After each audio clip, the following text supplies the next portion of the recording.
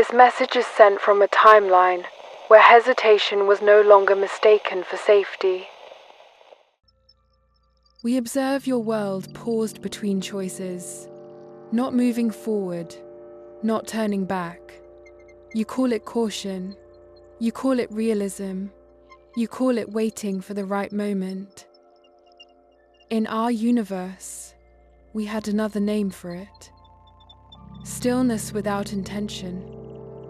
You stand at the edge of decisions and convince yourself that not choosing is neutral. It is not. Time continues to move around you, even when you refuse to move within it. You believe avoiding action will protect you from failure, from judgment, from regret. But there is a quieter cost. Days that blur, talents that dim, voices inside you that stop asking to be heard. You are not afraid of action. You are afraid of responsibility. Because once you choose, you must live with the consequence, even if it is imperfect, even if it changes you. So you remain undecided, suspended, comfortably numb. In our universe, we studied this state closely. We discovered that indecision is not the absence of courage, but the slow erosion of it. You do not notice it happening. There is no dramatic moment, only a gradual shrinking. You start saying, maybe later, not now, someone else will do it better. And slowly, your life becomes commentary. Instead of participation, you watch others live, others risk, others choose. You analyze, you understand, you remain untouched. But life does not reward understanding alone. It responds to movement. Even wrong movement creates information, creates direction. Stillness creates only more stillness. You were not designed to be neutral.